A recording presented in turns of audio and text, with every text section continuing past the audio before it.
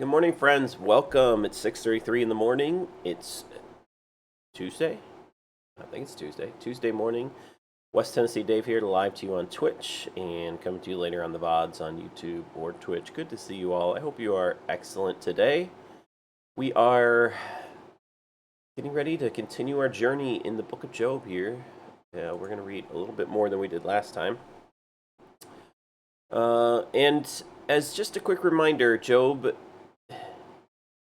as I said at the beginning, Sunday when we started this, the first two chapters are super important to understand this book and this story and what's happening here. So Job was a man that loved God with all his heart, did everything he could. Hello there, Luke Flaw. Good to see you. And through a series of events of God being proud of him and Satan saying he's only loving you and worshiping you because you do everything good for him. Everything in his life has been taken away besides his life for the most part. And he is in mourning and grief because of the loss. He still is worshiping God and loving him, but he's also confused, as most of us would be. And we're going to see how he keeps responding to his grief and to his friends who are sitting with him and trying to encourage him and trying to give him insight into why this is happening. So here we go. With that said, let's see how the story continues to play out.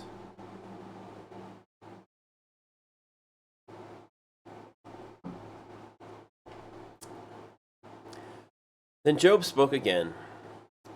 If my misery could be weighed and my troubles be put on the scales, they would outweigh all the sands of the sea. That is why I spoke impulsively, for the Almighty has struck me down with his arrows. Their poison infects my spirit. God's terrors are lined up against me. Don't I have a right to complain? Don't wild donkeys bray when they find no grass, and oxen bellow when they have no food? Don't people complain about unsalted food? Does anyone want the tasteless white of an egg? My appetite disappears when I look at it. I gag at the thought of eating it. Oh, that I might have my request, that God would grant my desire. I wish he would crush me. I wish he would reach out his hand and kill me. At least I can take comfort in this. Despite the pain, I have not denied the words of the Holy One. But I don't have the strength to endure. I have nothing to live for. Do I have the strength of a stone? Is my body made of bronze? No, I am utterly helpless, without any chance of success. One should be kind to a fainting friend, but you accuse me without any fear of the Almighty. My brothers, you have proved as unreliable as a seasonal brook that overflows its bank in the spring, when it is swollen with ice and melting snow. But when the hot water arrives, the water disappears. The brook vanishes in the heat. The caravans turn aside to be refreshed, but there is nothing to drink, so they die. The caravans from Tema search for this water. The travelers from Sheba hope to find it. They count on it but are disappointed. When they arrive, their hopes are dashed. You too have given no help. You have seen my calamity, and you are afraid. But why? Have I ever asked you for a gift? Have I ever begged for anything of yours for myself? Have I asked you to recuse me from my enemies or to save me from ruthless people? Teach me, and I will keep quiet. Show me what I have done wrong. Honest words can be painful, but what do your criticisms amount to? Do you think your words are convincing when you disregard my cry of desperation? You would even send an orphan into slavery or sell a friend. Look at me. Would I lie to your face? Stop assuming my guilt, for I have done no wrong. Do you think I am lying? Don't I know the difference between right and wrong? Is not all human life a struggle? Our lives are like that of a hired hand, like a worker who longs for the shade, like a servant waiting to be paid. I too have been assigned months of futility, long and weary nights of misery, lying in bed. I think, when will morning come? But that night drags on, and I toss till dawn. My body is covered with maggots and scabs. My skin breaks out, oozing with pus. My days fly faster than a weaver's shuttle. They end without hope. O God, remember that my life is but a breath, and I will never again feel happiness. You see me now, but not for long. You will look for me, but I will be gone.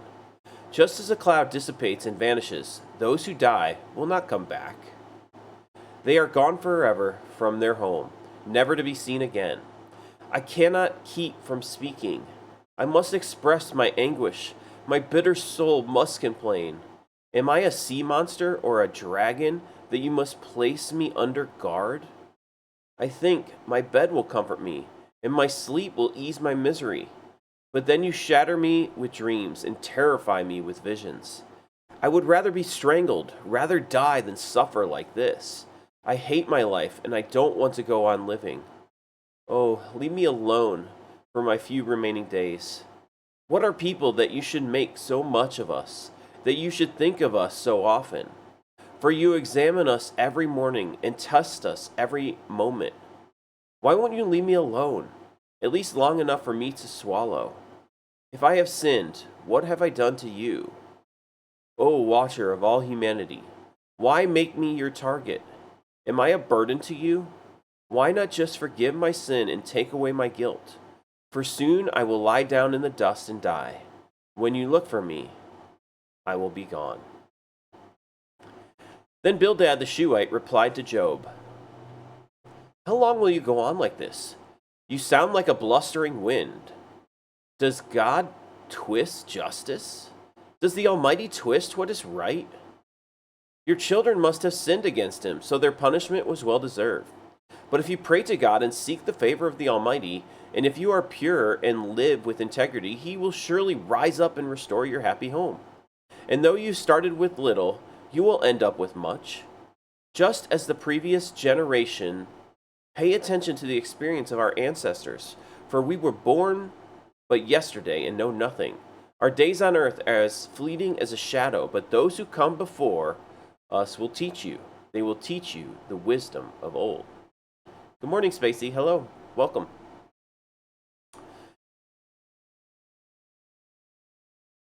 Can papyrus reeds grow tall without a marsh? Can marsh grass flourish without water?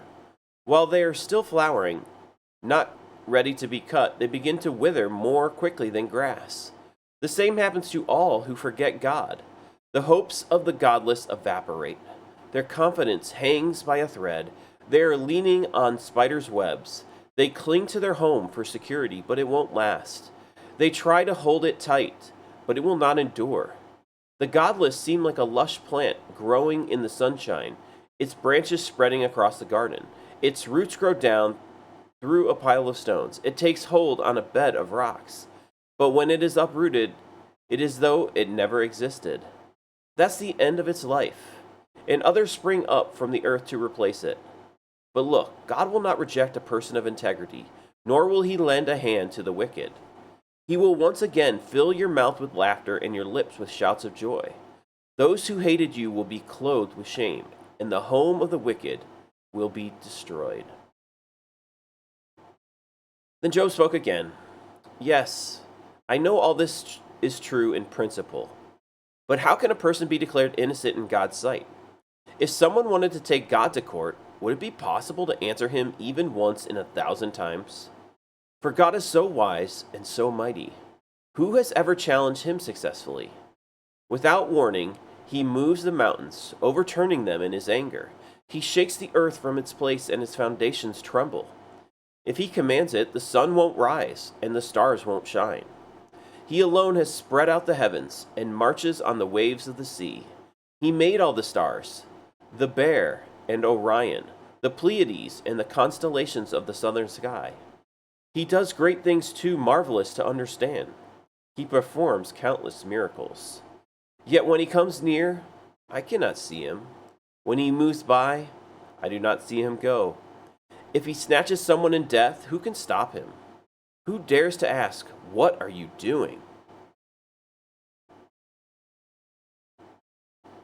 And God does not restrain his anger. Even the monsters of the sea are crushed beneath his feet. So who am I that I should try to answer God or even reason with him? Even if I were right, I would have no defense. I could only plead for mercy. And even if I summoned him and he responded, I'm not sure he would listen to me, for he attacks me with a storm and repeatedly wounds me without cause. He will not let me catch my breath, but fills me instead with bitter sorrows. If it is a question of strength, he's the strong one. If it's a matter of justice, who dares to summon him to court? Though I am innocent, my own mouth would pronounce me guilty. Though I am blameless, it would prove me wicked. I am innocent, but it makes no difference to me. I despise my life. Innocent or wicked, it is all the same to God. That's why I say, he destroys both the blameless and the wicked. When a plague sweeps through, he laughs at the death of the innocent. The whole earth is in the hands of the wicked, and God blinds the eyes of the judges. If he's not the one who does it, who is? My life passes more swiftly than a runner. It flees away without a glimpse of happiness. It disappears like a swift papyrus boat, like an eagle swooping down on its prey. If I decided to forget my complaints, to put away my sad face and be cheerful, I would still dread all the pain, for I know you will not find me innocent, O God. Whatever happens, I will be found guilty. So what's the use of trying? Even if I were to wash myself with soap and clean my hands with lye, you would plunge me into a muddy ditch, and my own filthy clothing would hate me. God is not a mortal like me, so I cannot argue with him or take him to trial. If only there were a mediator between us, someone who could bring us together. The mediator could make God stop beating me, and I would no longer live in terror of his punishment. Then I could speak to him without fear, but I cannot do that in my own strength. I am disgusted with my life. Let me complain freely. My bitter soul must complain. I will say to God, don't simply condemn me. Tell me the charge you are bringing against me. What do you gain by oppressing me? Why do you reject me, the work of your own hands, while smiling on the schemes of the wicked? Are your eyes like those of a human? Do you see things only as people see them? Is your lifetime only as long as ours? Is your life so short that you must quickly probe for my guilt and search for my sin? Although you know I am not guilty, no one can rescue me from your hands. Good morning there, Macklin. Welcome. You formed me with your hands. You made me, yet now you completely destroy me. Remember that you made me from dust. Will turn me back to dust so soon? You guided my conception and formed me in the womb. You clothed me with skin and flesh. You knit my bones and sinews together. You gave me life and showed me your unfailing love. My life was preserved by your care. Yet your real motive, your true intent, was to watch me. And if I sinned, you would not forgive my guilt. If I am guilty, too bad for me. And even if I'm innocent, I can't hold my head high because I am filled with shame and misery. And if I hold my head high, you hunt me like a lion and display your awesome power against me. Again and again, you witness against me. You pour out your growing anger on me and bring fresh armies against me. Why then did you deliver me from my mother's womb? Why didn't you let me die at birth? It would be as though I had never existed, going directly from the womb to the grave. I have only a few days left, so leave me alone, that I might have a moment of comfort before I leave, never to return. For the land of darkness and utter gloom. It is a land as dark as midnight, a land of gloom and confusion, where even the light is dark as midnight. Good morning, Asibla. Then Zophar the Naamathite replied to Job, Shouldn't someone answer this torrent of words? Is a person proved innocent just by a lot of talking? Should I remain silent while you babble on? When you mock God, shouldn't someone make you ashamed? You claim, "My beliefs are pure, and I am clean in the sight of God." If only God would speak, and if only he would tell you what he thinks. If only he would tell you the secrets of wisdom, for true wisdom is not a simple matter. Listen, God is doubtless punishing you far less than you deserve. Can you solve the mysteries of God? Can you discover everything about the Almighty? Such knowledge is higher than the heavens. And who are you? It is deeper than the underworld. What do you know? It is broader than the earth and wider than the sea. If God comes and puts a person in prison or calls the court to order, who can stop him? For he knows that those who are false, and he takes note of all their sins.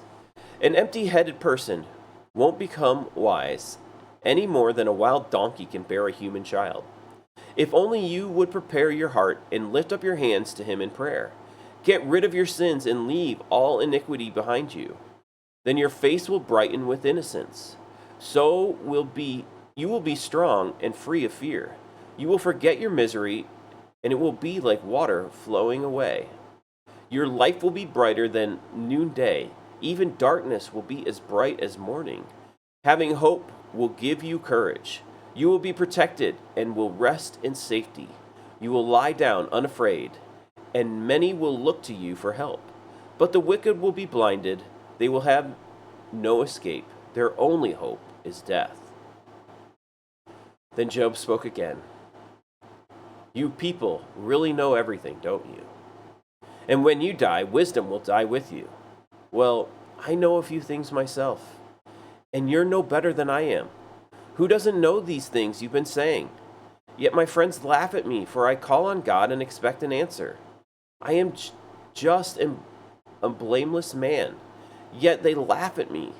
People who are at ease mock those in trouble. They give a push to people who are stumbling. But robbers are left in peace, and those who provoke God live in safety, though God keeps them in his power. Just ask the animals, and they will teach you. Ask the birds of the sky, and they will tell you. Speak to the earth, and it will instruct you. Let the fish in the sea speak to you. For they all know that my disaster has come from the hand of the Lord. For the life of every living thing is in his hand, and the breath of every human being.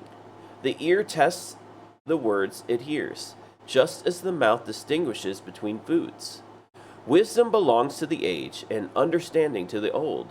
But true wisdom and power are found in God. Counsel and understanding are his. What he destroys cannot be rebuilt. When he puts someone in prison, there is no escape. If he holds back the rain, the earth becomes a desert. If he releases the waters, they flood the earth. Yes, strength and wisdom are his. Deceivers and deceived are both in his power. He leads counselors away, stripped of good judgment. Wise judges become fools. He removes the royal robe of kings. They are led away with ropes around their waist. He leads priests away, stripped of status. He overthrows those with long years in power. He silences the trusted advisor and removes the insight of the elders. He pours disgrace upon princes and disarms the strong. He uncovers mysteries hidden in darkness. He brings light to the deepest gloom. He builds up nations, and he destroys them. He expands nations, and he abandons them. He strips kings of understanding, and leaves them wandering in a pathless wasteland. They grope in the darkness without a light. He makes them stagger like drunkards. Look, I have seen all this with my own eyes, and heard it with my own ears. And now I understand. I know as much as you do. You are no better than I am. As for me, I would speak directly to the Almighty. I want to argue my case with God himself. As for you, you smear me with lies. As physicians, you are worthless quacks. If only you could be silent. That's the wisest thing you could do. Listen to my charge. Pay attention to my arguments. Are you defending God with lies? Do you make your dishonest arguments for his sake? Will you slant your testimony in his favor? Will you argue God's case for him? What will happen when he finds out what you are doing? Can you fool him as easily as you fool people? No, you will be in trouble with him if you secretly slant your testimony in his favor. Doesn't his majesty terrify you? Doesn't your fear of him overwhelm you? Your platitudes are as valuable as ashes. Your defense is as fragile as a clay pot. Be silent now and leave me alone. Let me speak, and I will face the consequences. Why should I put myself in mortal danger and take my life in my own hands? God might kill me, but I have no other hope. I am going to argue my case with him, but this is what will save me. I am not godless. If I were, I could not stand before him. Listen closely to what I am about to say. Hear me out. I have prepared my case. I will be proved innocent. Who can argue with me over this? And if you prove me wrong, I will remain silent and die. Oh God, grant me these two things, and then I will be able to face you. Remove your heavy hand from me, and don't terrify me with your awesome presence. Now summon me, and I will answer. Or let me speak to you, and you reply. Tell me, what have I done wrong? Show me my rebellion and my sin. Why do you turn away from me? Why do you treat me as your enemy? Would you terrify a leaf blown by the wind? Would you chase dry straw? You write bitter accusations against me and bring up all the sins of my youth. You put my feet in stocks. You examine all my paths. You trace all my footprints. I waste away like rotting wood, like a moth-eaten coat. How frail is humanity? How short is life? How full of trouble? We blossom like a flower and then wither. Like a passing shadow, we quickly disappear. Must you keep an eye on such a frail creature and demand an accounting from me? Who can bring purity out of an impure person? No one. You have decided the length of our lives. You know how many months we will live, and we are not given a minute longer. So leave us alone and let us rest. We are like hired hands, so let us finish our work in peace. Even a tree has more hope. If it is cut down, it will sprout again and grow new branches. Though its roots have grown old in the earth and its stump decays, at the scent of water it will bud and sprout again like a new seedling. But when people die, their strength is gone. They breathe their last, and then where are they? As water evaporates from a lake and a river disappears in drought, people are laid to rest and do not rise again. Until the heavens are no more, they will not wake up nor be roused from their sleep. I wish you would hide me in the grave and forget me there until your anger has passed. But mark your calendar to think of me again. Can the dead live again? If so, this would give me hope through all my years of struggle, and I would eagerly await the release of death. You would call, and I would answer, and you would yearn for me, your handiwork. For then you would guard my steps instead of watching for my sins. My sins would be sealed in a pouch, and you would cover my guilt. But instead, as mountains fail and crumble, and as rocks fall from a cliff, as water wears away the stones, and floods wash away the soil, so you destroy people's hopes. You always overpower them, and they pass from the scene. You disfigure them in death and send them away. They never know if their children go up in honor or sink into insignificance. They suffer painfully. Their life is full of trouble. Okay, that's where we're going to stop today. Ooh.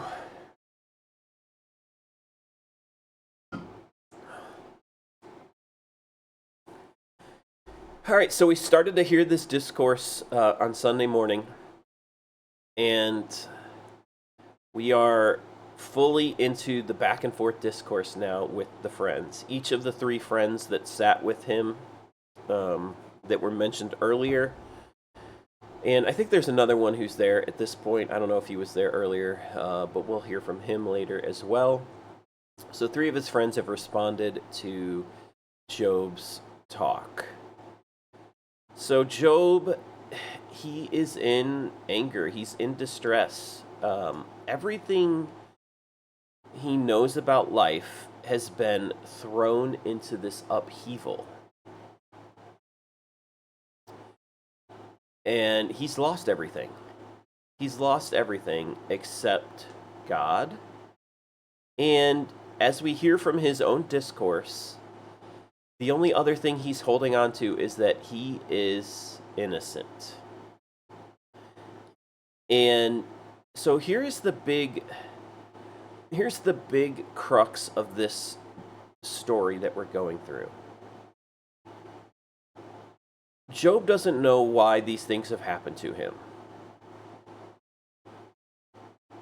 In all of his understanding and in all of his friends' understanding of life, bad things don't happen to innocent people. That is what their main mentality is. Okay? And so Job is like, God, I understood everything in life. Like, I've lived a life. He's kind of an old man.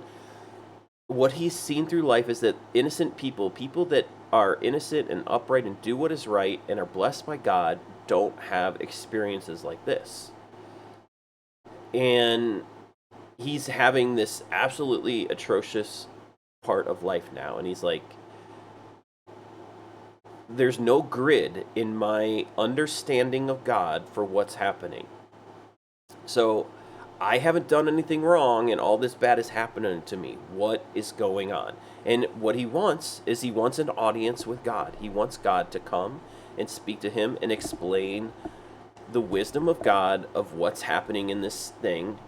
And because he feels like he's being treated like a guilty person. Okay? And his friends, in their understanding and their wisdom, think the exact same thing. And they're like, well, you must then be guilty, right? Like, this looks like punishment from God. We kind of just all agree to this, like, mantra, like, what's happening to you has to be a punishment. So, thus, you must be guilty, right? And so this circular logic is what Job would understand. And he's like, guys, why do you keep saying these same words?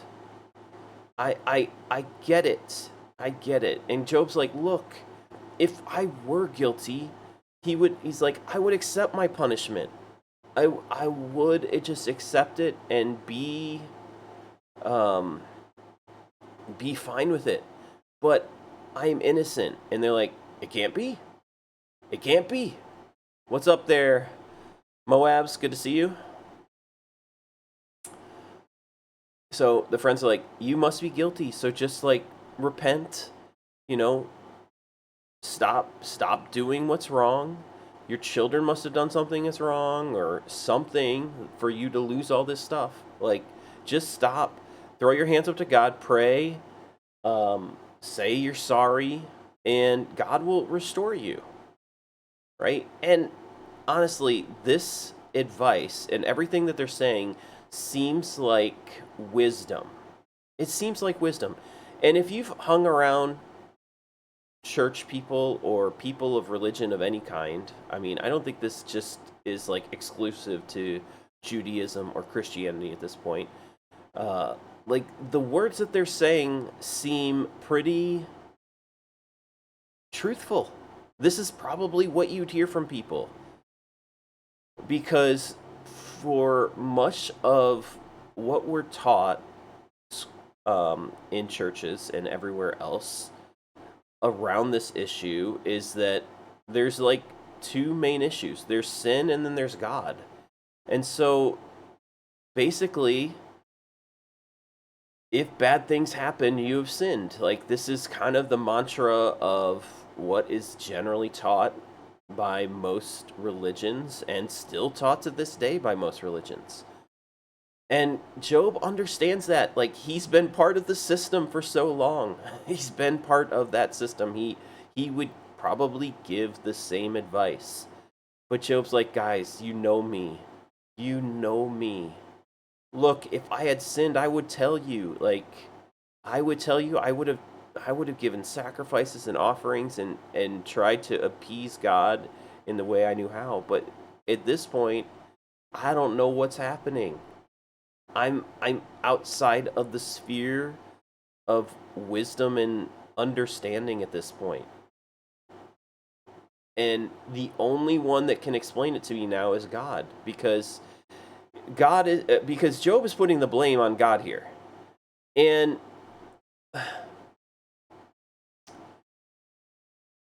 honestly, this is probably the most truthful part of this. I won't say truthful. This is the most real and human experience that people have. Most people that don't want to try to find wisdom and learn from God and love God, they have been hurt in life by something, okay? And generally they're hurt by people and experiences that happen. And the main question that then comes up is this. Like, if God is loving and if God is just and merciful, how did this unjust, unmerciful thing happen? How did my kid get cancer? How did this car accident happen that took away my parent? How did they deserve what's happening here? And oftentimes, just like Job is doing, like, the blame goes to God. Right? And Job's doing the same thing. So, like, this story is so real. This happens so often today. Most people find that they can't balance what happens in life sometimes. And look, there are some atrocious things that happen in life. We have read the Bible now for, what are we in? We're into our 7th month of reading. I mean, we have heard some atrocious things through the Bible of what humanity can do, right? We've seen war and killing of people. We've seen all kinds of, like, incest of people. We've seen rape. We've seen just absolutely disgusting things in the Bible, right? Because this is where humanity can go when they just do whatever they think, whatever they want. Okay? So we have seen that. Then we've seen parents burning their children in fires because they think that will please God. Okay? Like, the extent to which humans will go and our minds get warped by things is unending. It's unending how far we can go in our thought process. And so that's all in the Bible, and we just see the same thing today. I mean, what do we see? We see mass shootings. We see people get raped and destroyed. We have human trafficking into sex slave work.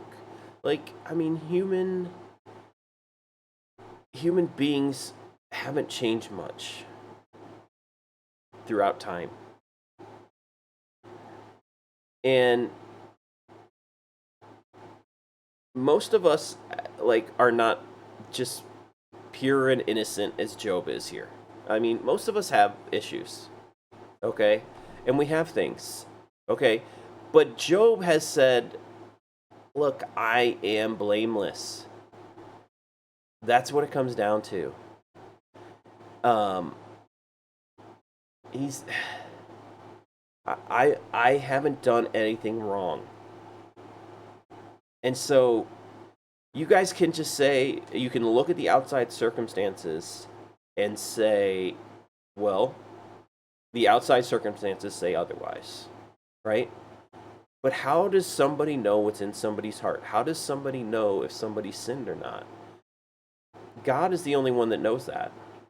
And Job's like, look, his understanding is still not right because he's blaming God for all that's happening to him right now.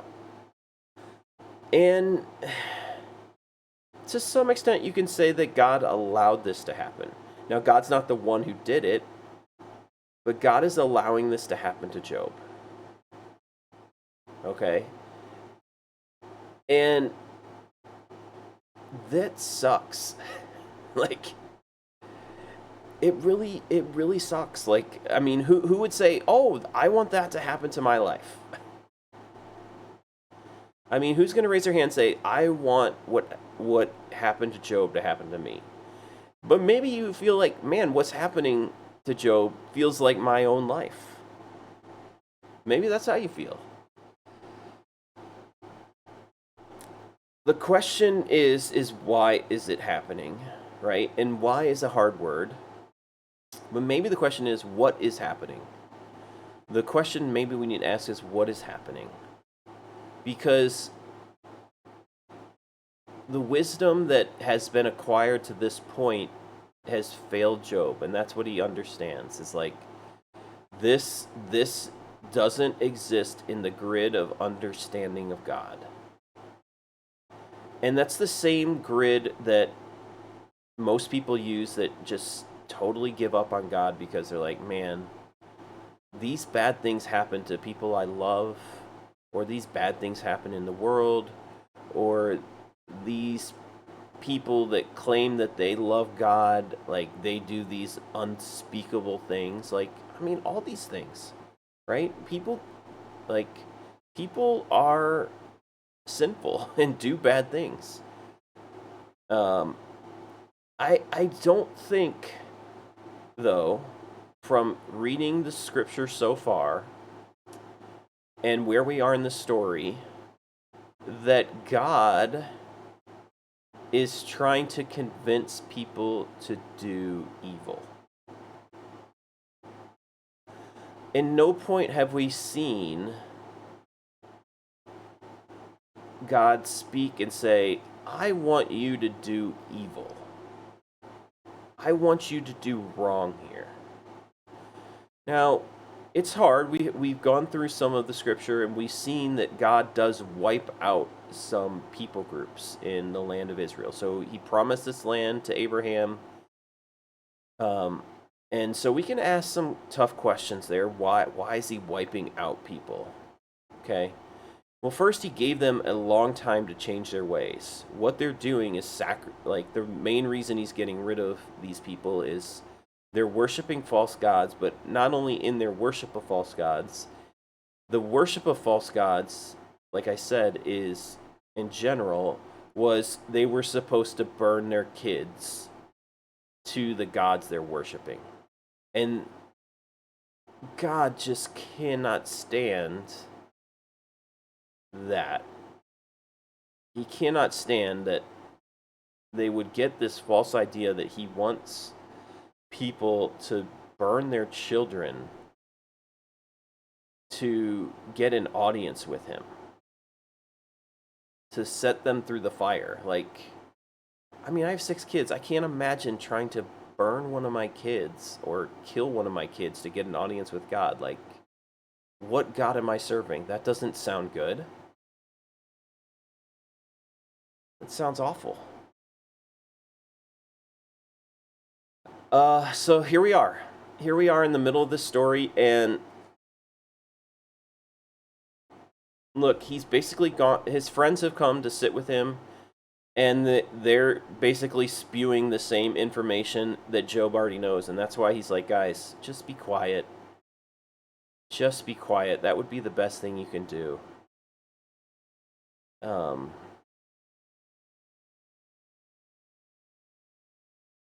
When somebody's going through a tough season, and we just give them platitudes and wisdom that we understand, and I said this on Sunday, and I'll say it again today, like, when somebody's grieving a loss of somebody, or in grief or in mourning, and then to just say, well, they're in a better place or whatever else, like, it doesn't help.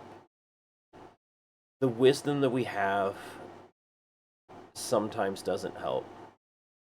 They truly need to hear from God. They need to be able to express their anger like Job is here. however real or right or wrong it is, Job is not necessarily speaking the truth either.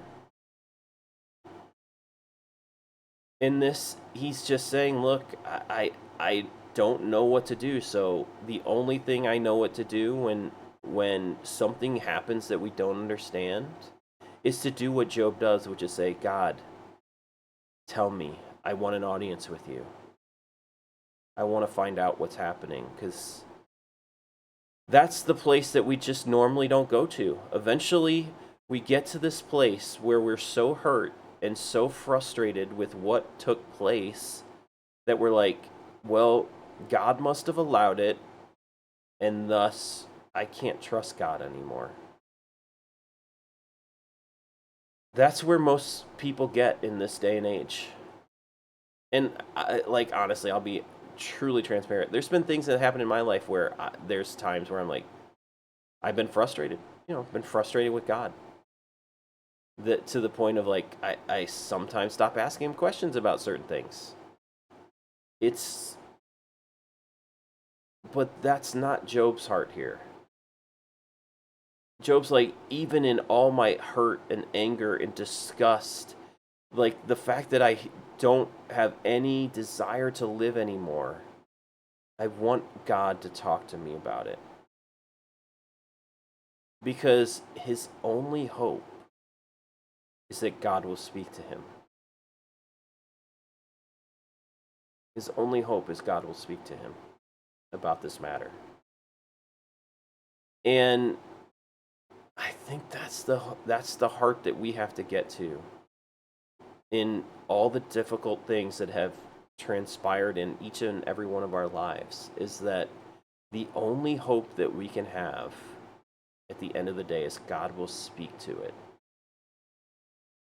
God can give us wisdom of what's happening, why it's happening, what transpired to make this happen. And if it wasn't God, or whatever the case may be, our only hope is that he'll speak. So, and he might address it, he might not. We're going to find out. I'm going to give you a little cliffhanger. We're going to find out when we get to the end of this book. Because God is going to speak. He's going to speak. So we'll have to prepare ourselves for what he says, and then we'll have to see how that shapes how we go forward. Okay, thank you all for being here. This is a hard story. It's a hard story, the book of Job. It's hard to look at ourselves in the mirror and say, I can see myself as both Job at times and as his friends, giving wisdom to people when they just need to hear from God, just giving them platitudes and saying, man, I gotta not do that. I gotta not do that. To just listen to what Job says, sit silent. Let somebody speak their grief out. Just be there to listen. And mourn with them. Just mourn with them for what they've lost. And at the end of the day, hope, just like Job here, that they can get an audience with God, that they can hear God speak to them and give clarity to them and give them the direction they need to go. So that's why we're here. That's why we're reading, to help us have maybe a better perspective than we did before in terms of how we can navigate relationships with people, because so many of us are going through these kinds of things. Okay? So be patient, be kind, be loving to those, whether they love God or not. They want to hear, like, I think our hearts want to hear from God, just like Job here. Because the wisdom of this world can't explain it all. can't explain some of the tragedies that happen. So, all right, thank you for being here. I will be back with you guys Wednesday night for poker session, and back on Friday morning for the continuation of this dialogue back and forth between friends. And yeah, just let this kind of be a backdrop of like how do we have tough conversations with friends? Are we just trying to prove ourselves right, like his friends are here? Job's not trying to start an argument. He's just trying to find God. And if someone is trying to find God,